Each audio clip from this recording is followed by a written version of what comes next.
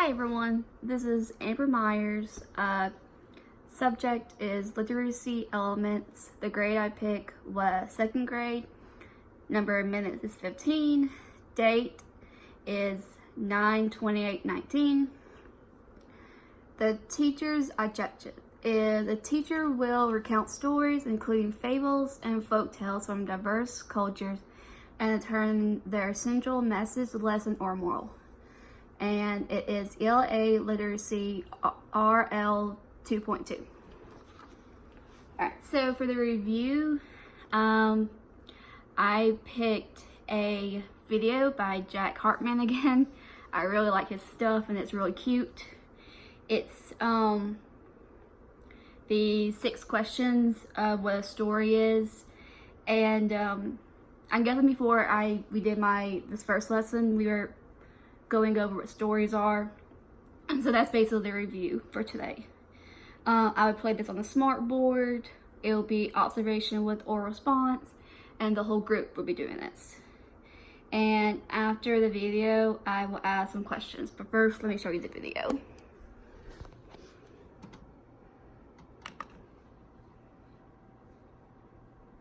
Discover Lindt Excellence, the finest cocoa. Sorry for the ad.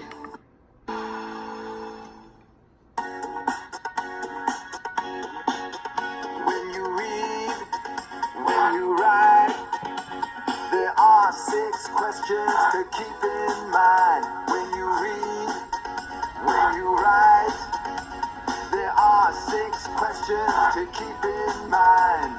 Who, what, when, where, how, and why. Who, what, when, where, how, and why. Who, what, when, where, how, and why. These are 6 questions to keep in mind. Who is the story about? What happened and what went down? When is the time or date? Where does the story take place? How did things happen and work out? Why did it all come about? When you read, when you write.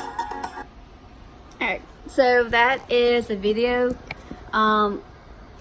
During the video, I would want the learners to repeat after Mr. Jack.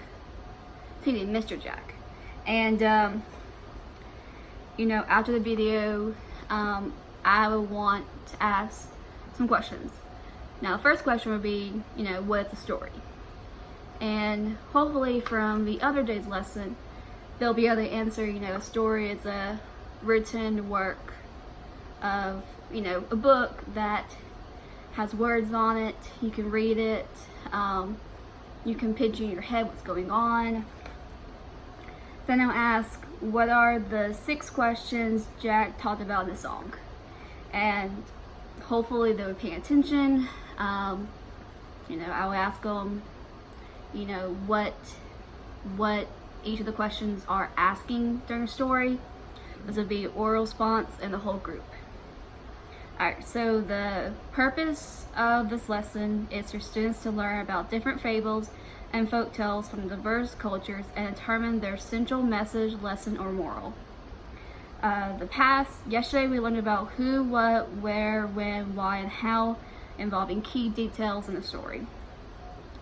Today we will learn about fable and folktale stories from diverse cultures and determine their central message, lesson, or moral. Tomorrow we will review from this lesson, then start learning about how characters in the story respond to major events and change. The learner will be able to recreate stories including fables and folktales from diverse cultures and determine their central message, lesson, or moral. Alright, so for the motivation that I picked, I will, ask them what fables and folktales are. And depending on the answer, I will explain what folktales are and what fables are. And I will also show them pictures or books that contain fables and folktales to the students. I'll be using a smart board that has pictures of them, or impossible, I will show the books in person if I have them. This would be oral response in the whole group. And I have the definition of what fables and folktales are. Fables are a type of story that involves talking animals, plants, or creatures that are made to be human-like. Fables convey a lesson or a message during the story. Folktales are stories that are oral tradition or tales that people will tell each other out loud rather than written down. These can be stories passed down through generations. So, I mean, fables are more like The Boy Who Cried Wolf, The Tortoise and the Hare, King Medea and the Golden Touch. Those all have a central meaning or like a lesson to learn from them. You know, The Boy Who Cried Wolf is, you know, not one to repeat over and over, and people won't believe you if you're lying. And eventually, you'll need to tell the truth, and people won't believe you. The Tortoise and the Hare is about, you know, slow and steady wins the race. Because the hare was going so fast, he didn't think the tortoise was going to win, and he fell asleep, took a nap, and eventually the tortoise won. So, and then King Midas, and the Golden Touch is about he was so obsessed with gold and money that he wished that everything he touched would turn to gold, and that he touched his daughter one day and she turned to gold, and he regretted the choice. He asked, you know, to never have this happen again, and it's all about not being obsessed with greed, with a hunger for like power and money. It's all about that. And for folk tales, they're Goldilocks and the Three Bears, Cinderella, Snow White.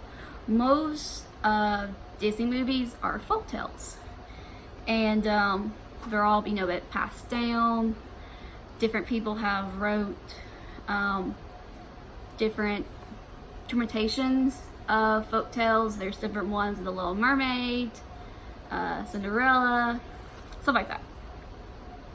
Alright, so before my procedures, I want the learner will be able to determine the central message, lesson, or moral from stories, including fables and folk tales, with 85% accuracy with understanding. Alright, so I will begin the lesson by showing and reading a book called The Empty Pot by Debbie. And I will read this, ask questions of the story. I will need the book. It'll be observations with some questions, oral responses, and the whole group. So let me go ahead and start reading the book. It's called The Empty Pot. Hopefully I can turn this where y'all can see it. Okay, so it says, a long time ago in China, there was a boy named Ping who loved flowers. And anything he planted burst into bloom. Up came flowers, bushes, and even big fruit trees, as if by magic. And I love the art for this book. It's just simple and clean. Everyone in the kingdom loved flowers too. They planted them everywhere, and the air smelled like perfume. The emperor loved birds and animals, but flowers most of all, and he tended to his own garden every day. But the emperor was very old. He needed to choose a successor to the throne. And at this point, I would ask him, you know, what is an emperor? And, you know, and there's going to be like a king, a ruler, even the president. Like, they might think of it as like, well, the president rules the country, so the emperor will rule the country. I'm like, yeah. And for a successor, I would ask, you know, what that is. And the answers could be like, is a person who takes up the charge for another person, who becomes the ruler after someone else, it passes along the line, basically.